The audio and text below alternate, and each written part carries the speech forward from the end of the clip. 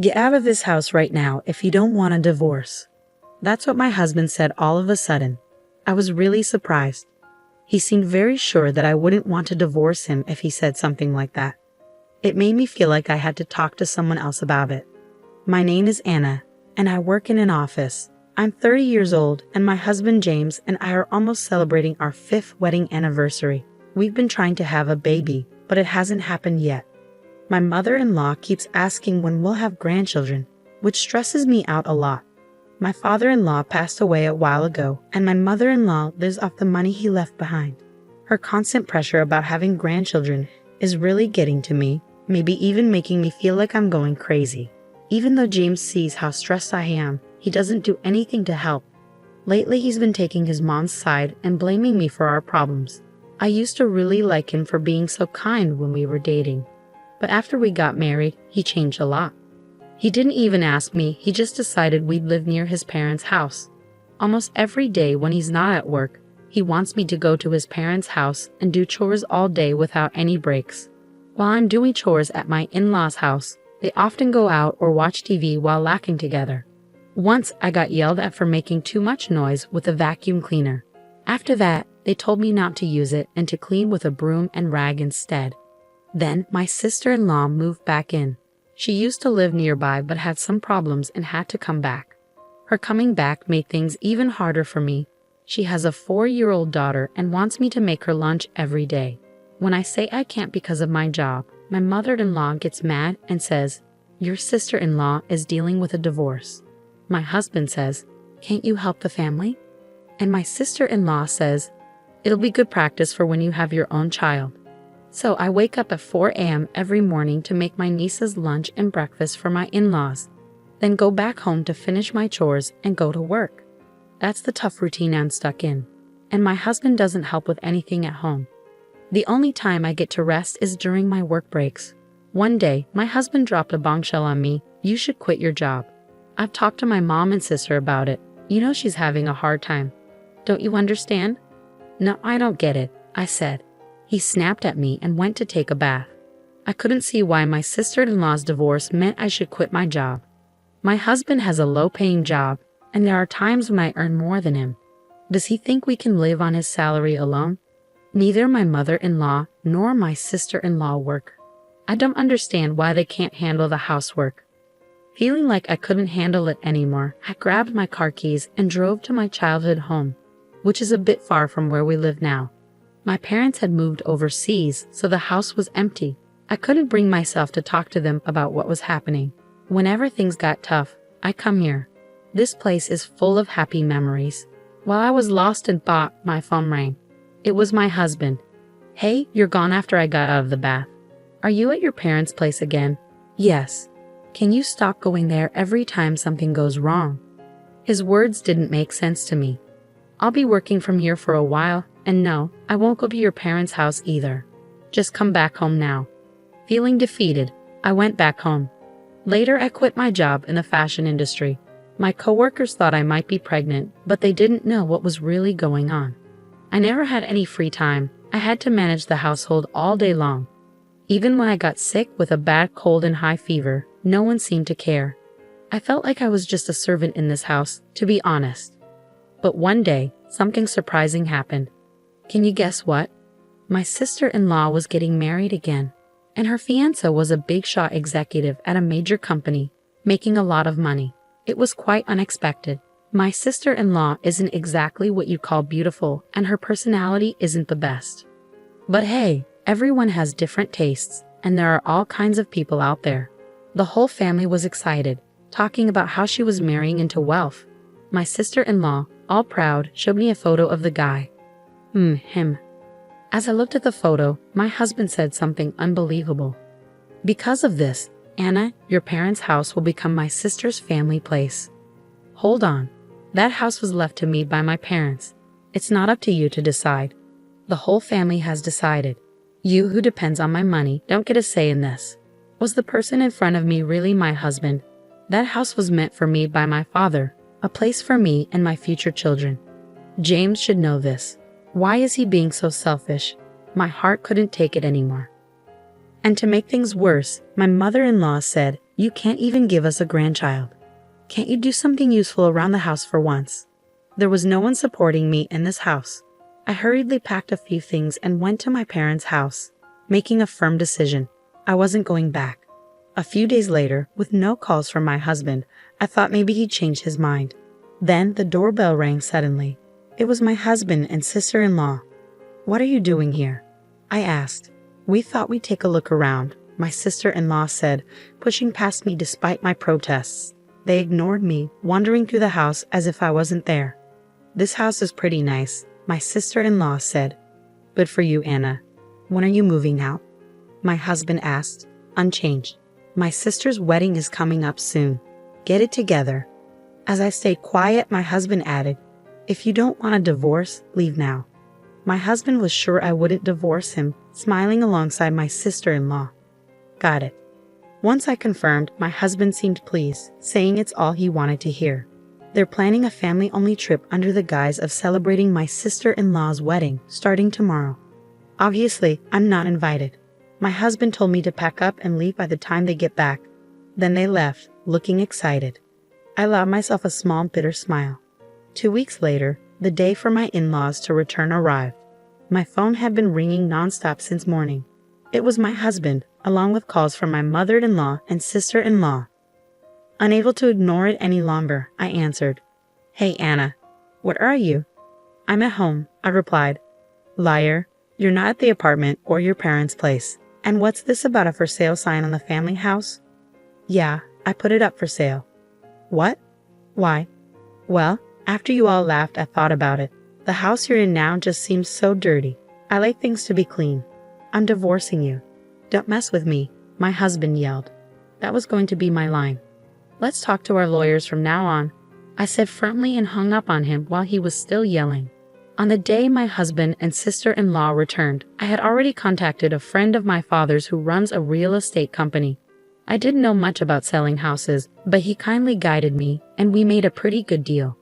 By the way, the apartment we were living in was in my name, since my husband couldn't pass the screening process.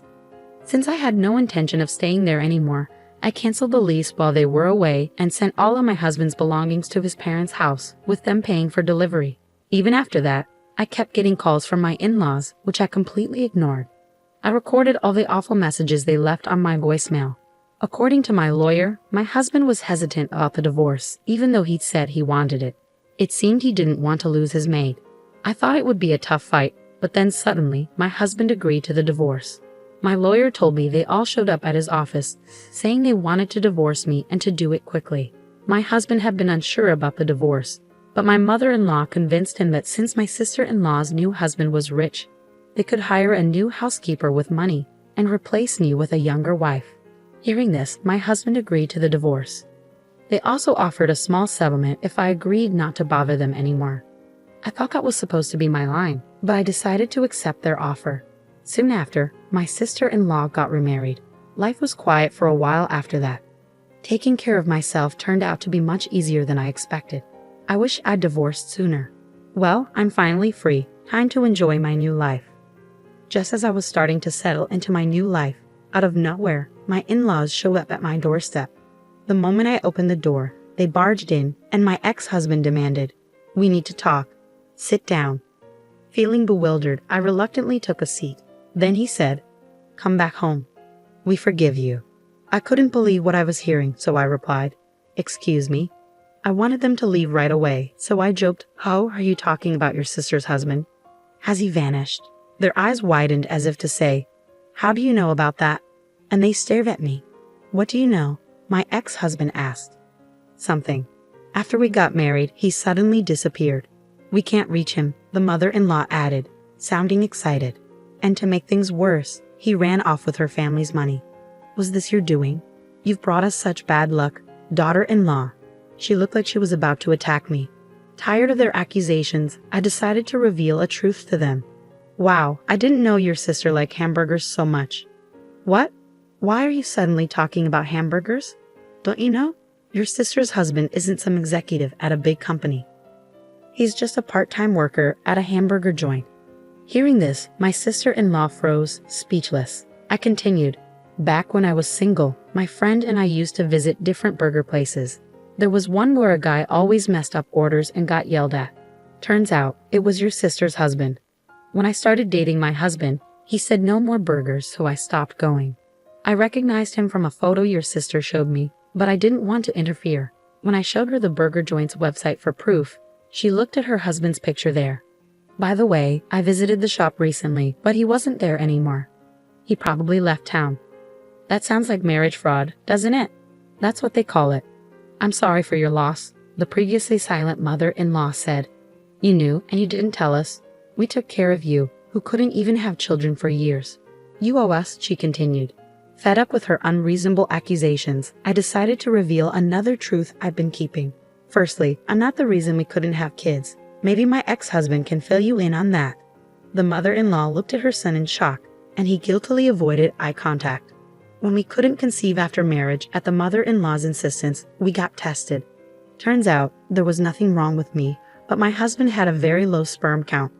The doctor said he was the reason we couldn't have kids.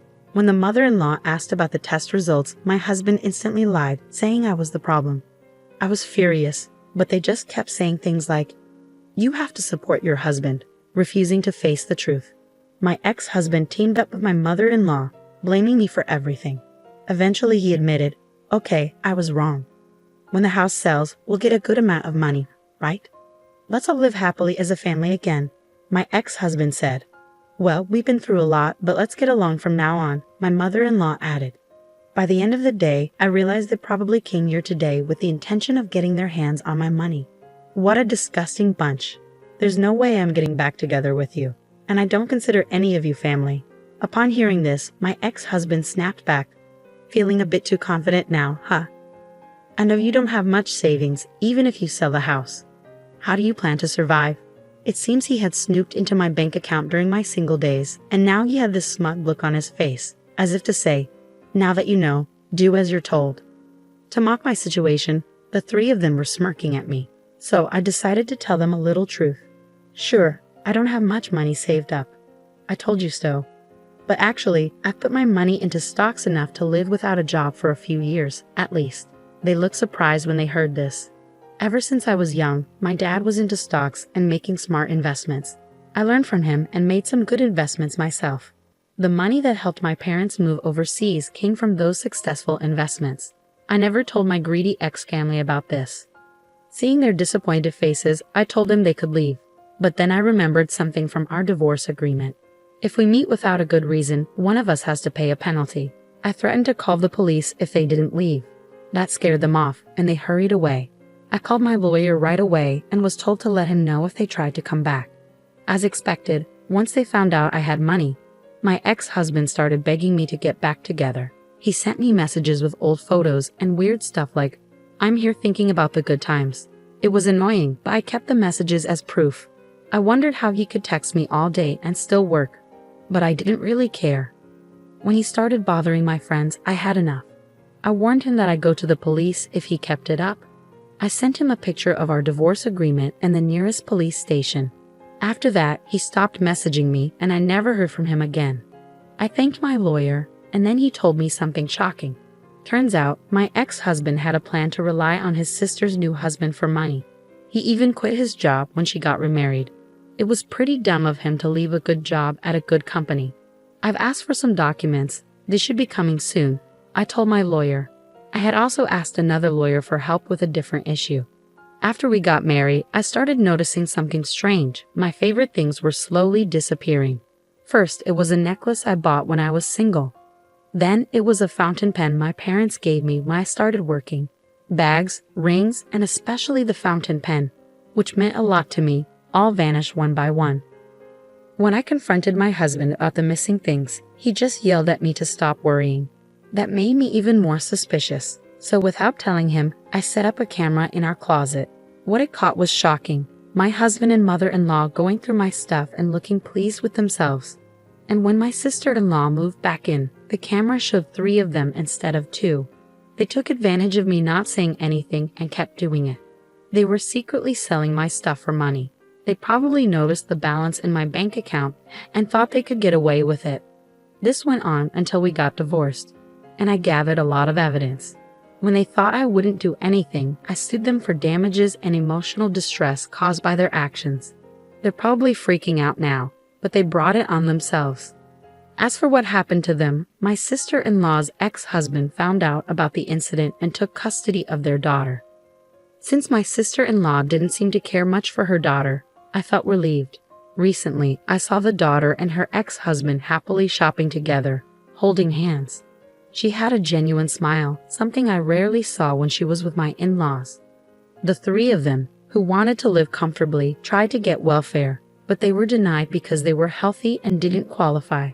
My husband, too proud to find another job, ended up begging his old workplace for his job back. But they were glad he had quit and called the police when he wouldn't leave. Now he has to take day labor jobs to make ends meet. My mother-in-law and sister-in-law had to pay me compensation, so they both started working part-time at a nearby supermarket. But since they weren't used to working, they struggled with their new jobs. Interestingly, ever since they started working there, the supermarket's sales have dropped significantly. They've earned themselves a nickname, the plague-bringing mother and daughter. By the way, that hidden camera from my marriage is still around. Turns out, they were renting the house they lived in, not owning it like I thought. When they couldn't afford the rent, they moved to a rundown apartment that's known for being pretty bad. They're barely making ends meet, and it seems like they're always arguing. The other day, the police had to come because their fights were so loud. As for me, thanks to their help, I sold the house and used the money to start a new clothing company with a colleague from my old job. Lately, we've been getting more customers and even getting featured in magazines and on TV. Being able to do the work I love again is the best thing ever. Oh, and there's more good news. I met a man through work, and we're getting married. His family is really nice to me, and they've treated me like one of their own. Plus, we're expecting a baby, and I can't wait to be a mom. Right now, I'm the happiest I've ever been in my life.